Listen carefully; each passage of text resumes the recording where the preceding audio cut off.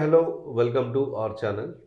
మనందరికీ తెలుసు, కుమారి అనే ఓ మహిళ కొండాపూర్లో ఒక మెస్ నడుపుతూ ఈ మధ్య గత కొద్ది రోజుల క్రితం వరకు సామాజిక మాధ్యమాల్లో వైరల్ అయినట్టు మనం వార్తల్లో చూసాము సామాజిక మాధ్యమాల్లో. అయితే నిన్న మొన్న జరిగిన సంఘటనలో పోలీసులు ఆమె మెస్ను అక్కడి నుంచి వెళ్ళి తొలగించారని, ట్రాఫిక్ ఇబ్బంది కలుగుతుందని చెప్పి ఆమెను మరో ప్రదేశానికి పంపించారని చెప్పి నిన్న ఒక సంఘటన జరిగింది. అది కాస్త కొంచెం వివాదాస్పదం అవుతున్నది. అయితే ఈ విషయం మీద ముఖ్యమంత్రి రేవంత్ రెడ్డి గారు వెంటనే స్పందించి ఆమెకు వెంటనే మరొక ప్రదేశాన్ని ఏర్పాటు చేయాల్సిందిగా పోలీస్ అధికారులను ఆదేశించినట్టు వార్తలు వచ్చాయి. మరొక విషయం ఏమిటంటే, ఆమె మెస్ నడుపుతూ దాదాపు 30 లక్షల దాకా సంపాదిస్తున్నట్టు అవన్నీ సామాజిక మాధ్యమాల్లో బాగా వైరల్ అవడం జరిగింది. అయితే ముఖ్యమంత్రి రేవంత్ రెడ్డి గారు స్పందించిన విధానం వెనుకల ఏపీ ప్రతిపక్ష నాయకుడు చంద్రబాబు నాయుడు గారి ఇన్ఫ్లుయెన్స్ ఉంది అని చెప్పి వార్తలు వస్తున్నాయి. ఈ విషయం పైన వాస్తవాలను మరింత విశ్లేషించి తెలుసుకోవడానికి మనతో శ్రవణ్ కుమార్ గారు ఉన్నారు. వారిని అడిగి తెలుసుకుందాం. శ్రవణ్ కుమార్ గారు, ఈమె కుమారి ఆంటీ అని పిలుస్తుంటారు జనాలు. ఇంతగా ఆమె మెస్సు సోషల్ మీడియా సామాజిక మాధ్యమాల్లో వైరల్ అయ్యి, తర్వాత పోలీసులు ఇన్వాల్వ్ అయ్యి ఆమె మెస్సును తొలగించి మళ్ళీ తర్వాత వెంటనే దానికి ముఖ్యమంత్రి రేవంత్ రెడ్డి గారు స్పందించడం జరిగింది.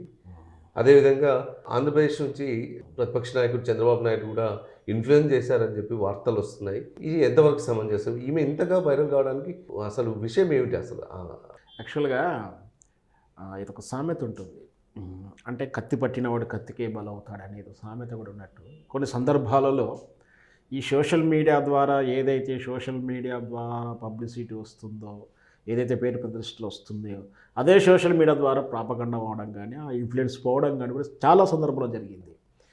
మన గతంలో మన కొల్లాపూర్ కాన్స్టిట్యూషన్లో పోటీ చేసిన బర్రెలక్కది కూడా అంతే. సోషల్ మీడియా ద్వారా ఎంత క్రేజ్ వచ్చిందో, అదే సోషల్ మీడియాలో ఆమెను అన్పాపులర్ చేస్తూ చాలా వీడియోస్ వచ్చాయి. అట్లాగే అంటే కుమారి గారు ఆమె పేరు.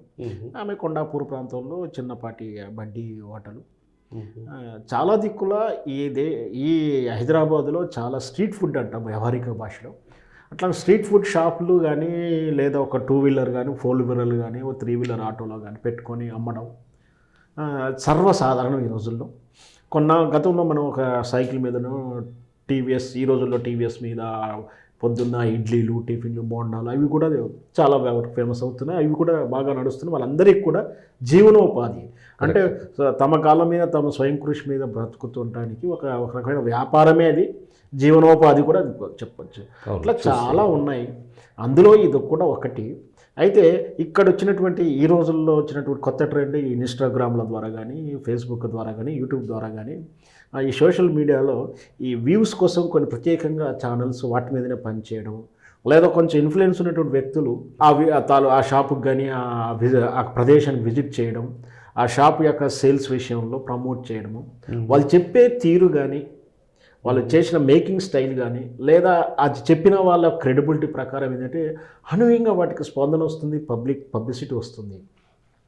అట్లా ఈ ఆంటీకి వాళ్ళు సోషల్ మీడియాలో చేసిన వీడియోస్ ద్వారా అనూహ్యంగా, అంటే చెప్పిన విధానం బాగుంది, ఆ విధానంలో అక్కడ ఉన్న దొరికేటువంటి ఆ టేస్ట్ కానీ, రేట్ కానీ కంఫర్టబుల్గా ఉండడం, ఒక్కసారిగా అది అదృష్టం కలిసి వచ్చిందని కూడా చెప్పాలి. ఆమె చాలా ఫేమస్, మామూలు ఫేమస్ కాదు. మనం వీడియోలో చూస్తుంటాం. ఆమె కోసం ఒక విఐపి కోసం ఎదురు, అంటే రోజు ఆమె పొద్దున్న 6 గంటలకు తీసి నైట్ దాకా ఉండే హోటల్ కాదు అది. భోజనం టైంకి మాత్రం 3-4 అవర్స్ వస్తుంది. 11కు అట్లా వచ్చేసి ఆ 3కు 2:30, 3-4 వరకు కంప్లీట్ చేసుకుని వెళ్ళిపోతుంది. సో ఆమె కోసం ఆ పబ్లిక్ కూడా వెయిట్ చేయడం, రాగానే ఒక విఐపి దిగినట్టుగా ఫీల్ అవ్వడం, వీలలు కొట్టడం కూడా మనం చూసాం. ఆమె ఒక రకంగా సినిమా తార దిగితే ఎలా ఉంటుందో అట్లా వచ్చినట్టుగా క్రేజీ దాకా వెళ్ళింది. ఆటోమేటిక్గా మనం ఇంకో వ్యవహారిక భాషలో కూడా చెప్తాం, విరుగుట కొరికే అని, లేదా కొందరైతే నరదృష్టి పడిందని కూడా అంటారు. సో అది ఏమైందో ఎవరి నమ్మకాలు వాళ్ళకి. ఆటోమేటిక్గా ఎప్పుడైతే అవుతుందో ఇక్కడ పోలీసు వాళ్ళు వచ్చి ఎంటర్ అయ్యారు.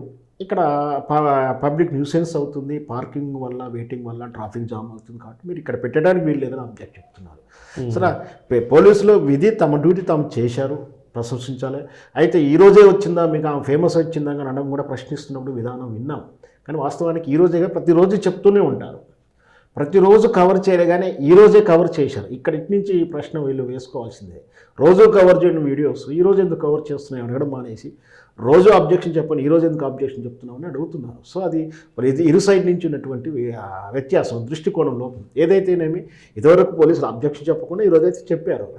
పక్క వాళ్ళకి ఎందుకు చెప్పట్లేదు కూడా అడుగుతున్నారు. పక్క వాళ్ళకి వచ్చే కస్టమర్ వల్ల ట్రాఫిక్ జామ్ అవ్వట్లేదు, ఇబ్బంది పడతలేదు. సో ఈమెకు వచ్చిన కస్టమర్ ద్వారా ఈ షాప్కి వచ్చే కస్టమర్ ద్వారా ఈ హోటల్కి వచ్చే కస్టమర్ ద్వారా ఇబ్బంది కాబట్టి ఆబ్జెక్ట్ చెప్పడం సహజమే. చెప్పారు, ఆబ్జెక్ట్ చెప్పి అసలు పెట్టడానికి వీల్లేదు అంటలేరు. ఇంకొకటి ఏంటంటే అది వివాదాస్పద ప్లేస్లో వీరు ఏదో రెంట్కి తీసుకున్నారు, వాళ్ళ ఏదో కేసు ఉంది, ఓనర్ ఎవరు రెంట్ ఎవరు కట్టాలని, అది వేరే అంశం, వాళ్ళకి సంబంధం పోలీసులకు సంబంధించిన అంశం కాదు, ట్రాఫిక్ సమస్య పోలీసుల అంశం.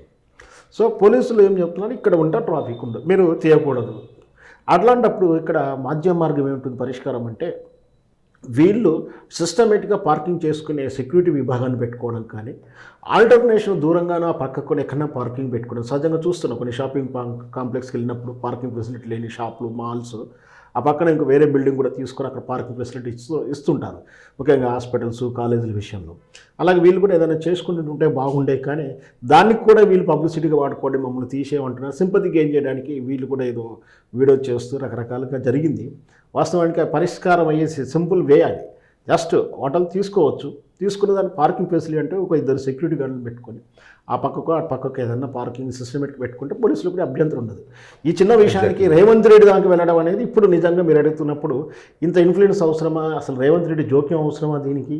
ఈ రాష్ట్రంలో ఎన్నో సమస్యలు ఉన్నాయి, రోజు రైతు ఆత్మహత్య చేసుకుంటున్నారు, నీళ్లు కరెంట్లు లేక ఇబ్బంది పడుతున్నారు, సోషల్ మీడియాలో ఆ వీడియోస్కి వస్తున్నాయి, వాటికి స్పందించని రేవంత్ రెడ్డి ఎందుకు స్పందించాడంటే వీని వెనక ఎవరు ఉన్నారంటే మీ అందరికి కూడా వస్తుంది. ఎందుకంటే ఆమె చెప్పింది, నాకు వైఎస్ రాజశేఖర రెడ్డికి ప్రియుల్లో కానీ జగన్మోహన్ రెడ్డి హెల్ప్ చేశాడు, నాకు చంద్రబాబు నాయుడు బాగా మాకు నచ్చిన నాయకుడు అంటూ ఆమె చెప్పిన విధానం ఉంది.